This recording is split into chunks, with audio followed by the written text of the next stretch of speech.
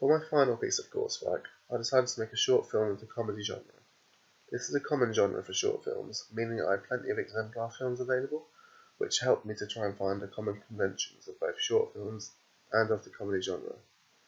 My film follows the story of Jamie, after he steals a rowing boat and then tries to learn to row.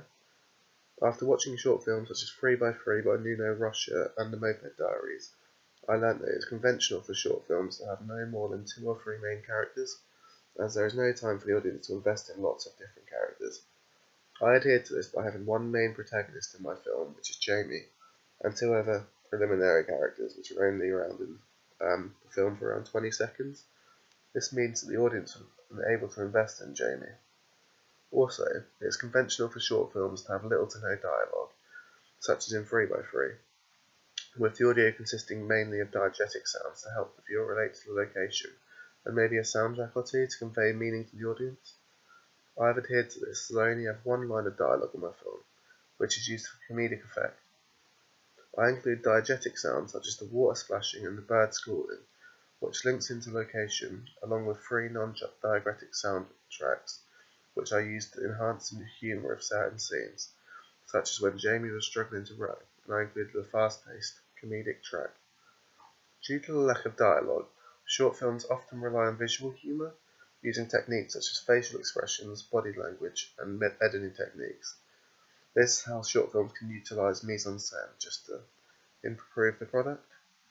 Another common theme of short films is to take an everyday situation and flip it on its head, such as in The Black Hole, where an office worker prints off a black hole and then he tried to rob the safe in the office, however he was sucked into it. I adhered to this by flipping the situation of going for a walk on its head, as Jamie saw a rowboat and then decided to have a go by stealing it. The reason I did this, as an everyday situation is something that the audience will be able to relate to, and they'll be invested in my film when it flips. Despite the fact that I've adhered to many common conventions, I've also challenged a few. An example of this is the fact that short films usually rely on a plot twist, such as in 3x3 when the janitor becomes good at basketball. I didn't feel like this was necessary for my quirky idea for a film, because the plot twists are usually towards the end of the film and help provide a closed ending. However, I decided to have an open-ended film, so I didn't implement a twist. Based on this feedback, the narrative is very entertaining, without needing to add random story arcs. I believe it was the right choice to not include a plot twist, as people enjoyed the film as it was.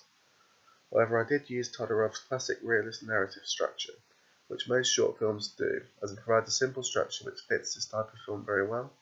This is because other theories, such as Vladimir Prop's characterization theory, are difficult to implement into short films. In this case, because characterization needs around 8 characters, however it would be difficult to introduce this many characters in around 5 minutes.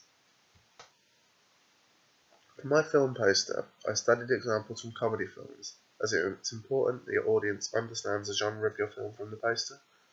The 2 examples that I studied were Let's Be Cops and Get Him to the Greek, which both shared a few common conventions.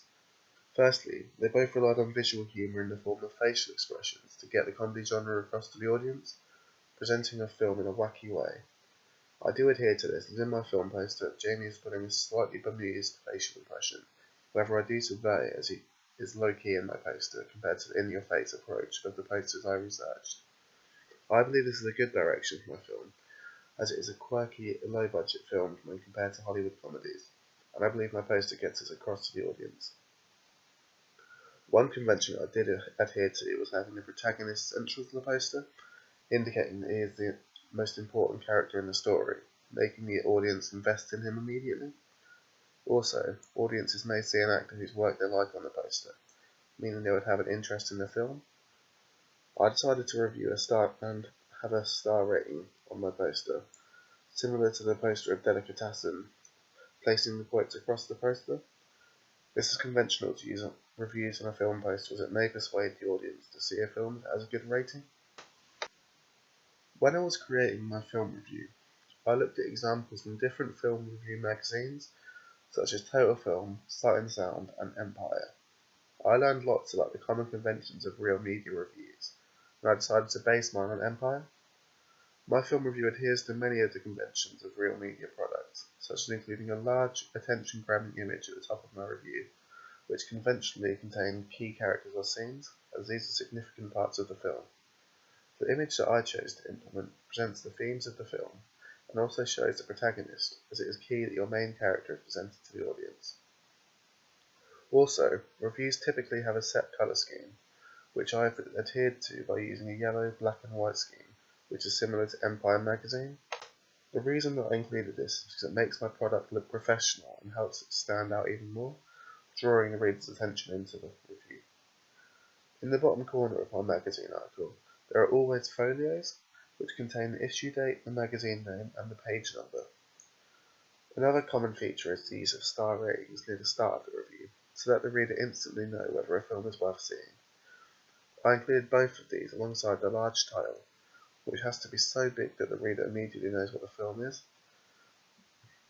All of the key information that is conventionally included in a review is in line, such as the release date, the certification, the director, and the cast.